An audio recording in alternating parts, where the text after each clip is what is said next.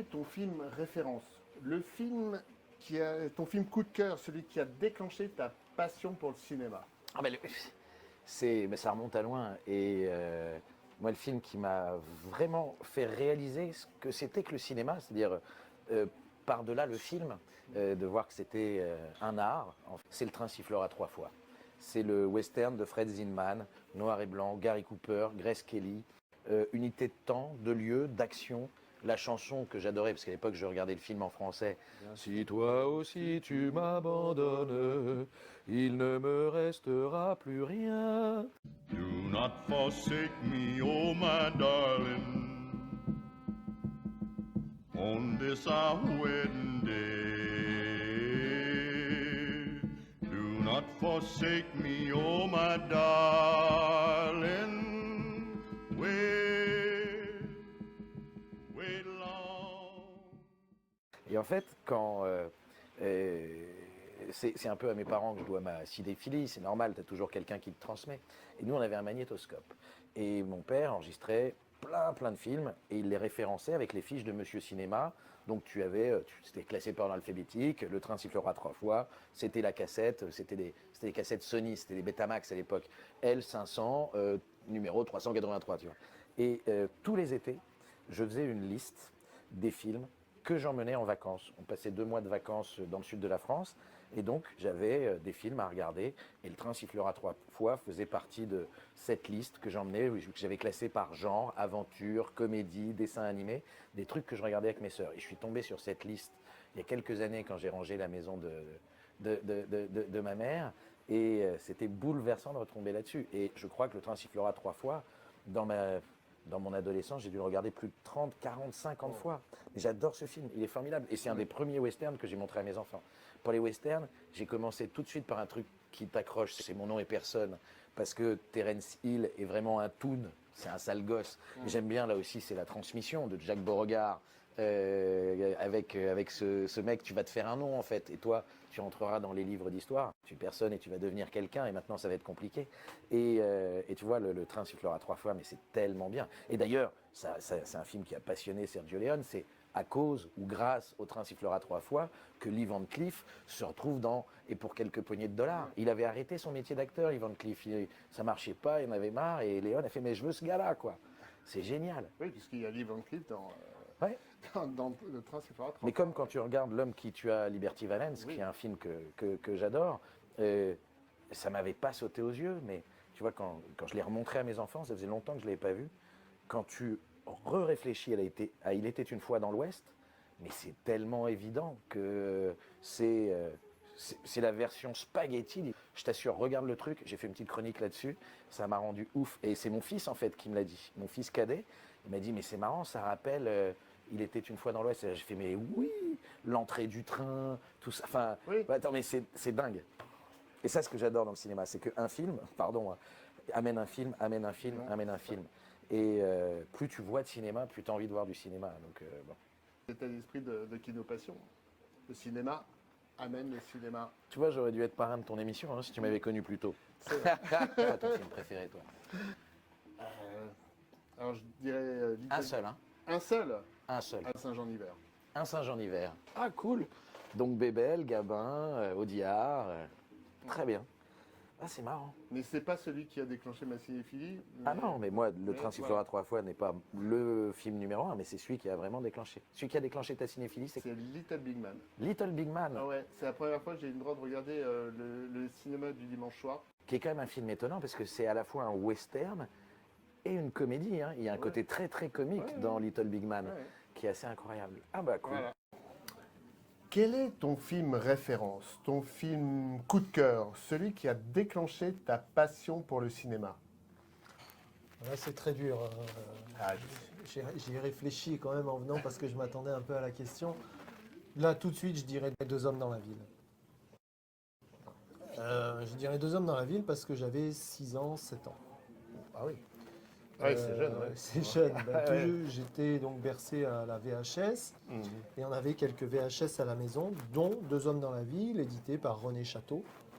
Je me souviens parfaitement de cette collection vidéo où il y avait la tranche avec les étoiles et puis en bas sur la tranche il y avait des portraits Et généralement, c'était plutôt un portrait dessiné. Et là, c'était la tête de Delon, une photo de film, hein, tout petit, en rond, euh, extrait du procès à la fin. Ouais. Et donc, les vidéos, les quelques vidéos qu'on avait étaient rangées sur l'étagère. Et comme je les rangeais consciencieusement, les VHS René Château, les VHS film à film, vraiment comme il faut, ben, j'avais toujours la tronche de Delon. Et mon frère, un jour, a mis Deux hommes dans la ville dans le magnétoscope, en l'absence de nos parents. J'ai regardé le film avec lui, tout en bougeant sur le paillasson, mais en étant quand même captivé par cette histoire et surtout par cet homme, captivé et fasciné, mais vraiment fasciné, parce qu'il dégage dans le film un magnétisme, il est beau, et avec ses cheveux au vent, ses yeux clairs, vraiment il y a quelque chose de magnétique. Ouais. Et la fin, alors c'est très compliqué d'en parler sans spoiler la fin du film, mais quand la fin arrive, j'ai piqué une crise. Mais littéralement. Et j'ai complètement piqué une crise dans le salon, je me suis roulé sur le tapis, j'ai tapé du poing, j'ai crié, j'ai pleuré tout ce que je pouvais parce que je ne comprenais pas que cela puisse arriver. Et mon frangin m'a dit, mais t'es taré, mon glu-glu, t'es taré, t'es fou, mais c'est qu'un film, c'est rien, quoi. Et en fait, tout est parti de là. C'est-à-dire qu'il y a eu comme à la fois une révélation, mais une envie de savoir qu'est-ce que c'était que le cinéma, pourquoi on faisait ça, qu'est-ce qu'on racontait comme une histoire, comment les histoires se racontaient. Et en plus, par cet acteur. Et donc très vite, il m'a montré d'autres films avec lui, pour me montrer qu'il était toujours vivant. Et puis, en même temps, il y avait Gabin. Et puis, Gabin, oui, la traversée de Paris chez grand-mère le samedi après-midi avec Louis de Funès. Gabin, oui, je l'ai vu là-dedans. Ouais. Mais c'est vrai que... Et puis, Louis de Funès, tout de suite, La Grande Vadrouille. C'est peut-être les deux grands films marquants. Parce que La Grande Vadrouille, j'avais la cassette VHS Robur à l'époque, TF1 vidéo, Robur, il y avait tous les deux Funès comme ça. Et à force de la regarder, à la 46e vision de la VHS, la bande s'est cassée dans le magnétoscope et donc j'ai perdu la VHS. D'accord. À ce moment-là, on est passé au DVD, donc j'ai pu acheter le premier DVD de La Grande Vadrouille. Et donc c'est sûrement les deux films diamétralement opposés, qui n'ont rien à voir. Il y en a un qu'on peut regarder effectivement à 6 ans, l'autre pas vraiment. C'est sûr, passer de Delon Gabin dans Deux hommes dans la ville à De Funès Bourvil dans La Grande Vadrouille. C'est pas pareil, c'est sûr. Mais ça ouvre, ça ouvre la curiosité. Un champ, oui, voilà. effectivement. Mais voilà, et c'est vrai que après, en grandissant, en me passionnant, en m'intéressant beaucoup plus, je me suis rendu compte qu'en fait, dans Deux hommes dans la ville, il y avait tout ce que je voulais. C'est-à-dire qu'il y avait deux acteurs que j'aime énormément. Un compositeur qui pour moi est le plus grand compositeur de musique de film, qui est Philippe Sard. Et cette BO de Deux hommes dans la ville est sûrement la plus belle qui soit. Et un auteur-réalisateur qui est décrié, mais moi que j'aime beaucoup, et qui est mon auteur de chevet, au même titre que Pascal Jardin, qui est José Giovanni. Et c'est vrai que je me suis dit, en fait, dans ce film, il y a tout ce que j'aime, quoi. Donc c'est vrai que c'est le film le plus marquant pour moi. Et je regrette de ne pas avoir regardé la VHS.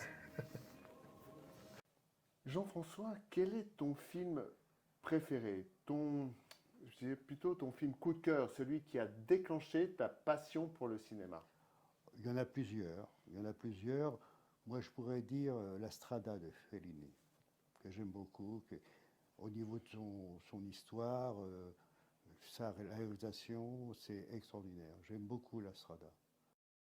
Et ça a été pour moi une révélation de cette petite Gwendalina et lui, comment il s'appelait?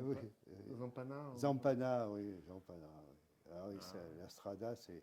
Et puis il y en a d'autres, il y a Seuls les anges ont des ailes de Howard Hawks, oui. Oui, il y en a plein. Il y a Vertigo d'Hitchcock, évidemment. Je pourrais réciter les 50 plus beaux films que j'ai vus.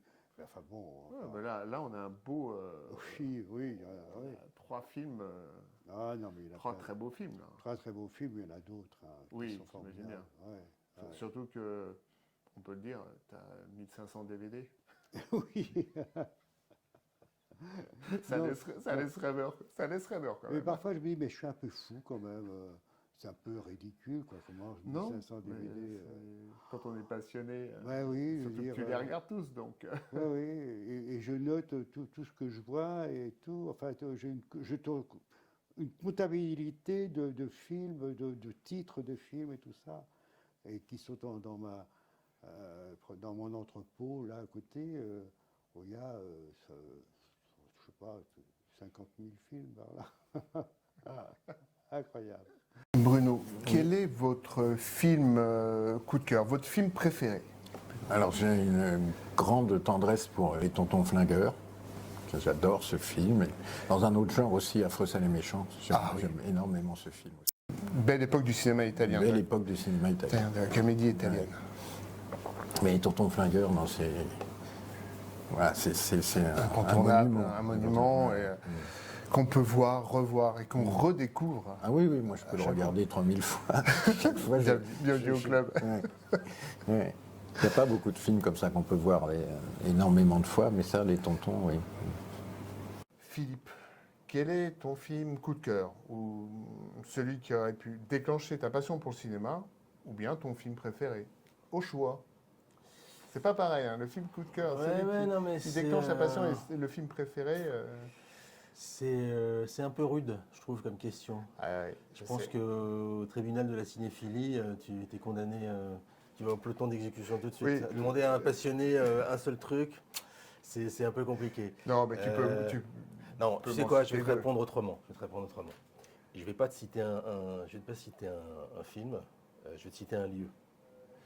Un lieu, Ah, j'adore. parce que tu vois, quand j'étais gamin, j'allais en vacances l'été en Provence, dans un village qui s'appelait Gréoux-les-Bains, à côté de Manosque, où ma famille est originaire depuis 3 siècles, tu vois. Et dans cette station thermale, et donc il y avait beaucoup de curistes l'été, beaucoup de gens, et il y avait un petit cinéma. Et ce cinéma s'appelait l'Eldorado, qui portait bien son nom, c'était formidable. Et il y avait la terrasse d'un café qui s'appelait Les Marronniers, il y avait un terrain de boules, une terrasse où les gens buvaient du pastis, je n'en buvais pas, mais je traversais la terrasse quand j'avais 10-12 ans, et au fond il y avait un cinéma. Et ce cinéma-là, c'est quelque chose qui m'a émerveillé en fait, je dirais. J'allais au cinéma à Paris, mais c'était un cinéma qui proposait 3 ou 4 films par jour différents, qui pouvaient être des films de l'année et qui pouvaient aussi être des anciens films. Donc ça visait le jeune public, le public plus vieux, etc. Donc on pouvait avoir un montage de Gros Titi Gros Minet, ensuite Une étrange affaire, à 20h il y a un pilote dans l'avion, et à minuit il y avait même des films érotiques. Voilà, il y avait toutes sortes de choses. Et donc, Regarde des étoiles, je l'ai vu là-bas en fait. Moi, je l'ai dû voir à l'été 78, j'ai vu l'année d'après. J'ai vu Les Aventuriers de l'Arche perdue là-bas aussi. Mais j'ai aussi découvert mes premiers James Bond. À un moment donné, ils passaient Goldfinger. Ils ont passé Opération Tonnerre. Et c'était une révélation pour moi, quoi. Et ils ont passé aussi, c'est là que j'ai vu mes premiers Sergio Leone. Moi j'avais 10-12 ans, j'ai vu Le Bon, la Brute et le Truand et Il était une fois dans l'Ouest. Donc, tout ça m'a. Voilà, ce petit lieu. J'aurais vu tous ces films à un moment donné, mais je les ai vus sur grand écran quand même si c'est une petite salle. Et voilà, donc pour moi, c'est ça qui, je pense, a déclenché un peu la passion aujourd'hui. Ouais. Donc, un lieu. Un lieu. Voilà. J'aime bien ça. Et tu sais tellement bien parler des lieux où on tourne, mais et des lieux aussi où on projette les films. Bien sûr, Voilà, c'est important. c'est important. Moi, je pleure. Le Simon de mon enfance à Paris, c'était le Nation. Ah oui. C'était la place de la Nation, qui est devenu le MK de Nation. Et dans lequel je ne vais plus, parce qu'ils l'ont détruit, ils l'ont refait, ils ont fait un truc atroce. De loin, on dirait un club de gym ou un showroom, on ne sait pas trop, on ne voit pas d'affiches. Enfin, voilà, quoi, il faut quand même que... Moi, j'ai envie d'être attiré par... Et heureusement, il reste des lieux comme ça de cinéma aussi, d'arrêt d'essai. Et on fait un coucou à notre ami Bruno Vincent Ah oui, au Mac Mahon, bien sûr. au Mac Mahon, hein. Bien sûr. Ça, il fait du super travail et puis qui donne envie d'aller revoir des films dans de très bonnes conditions, dans une très belle salle. Ouais. Merci, monsieur.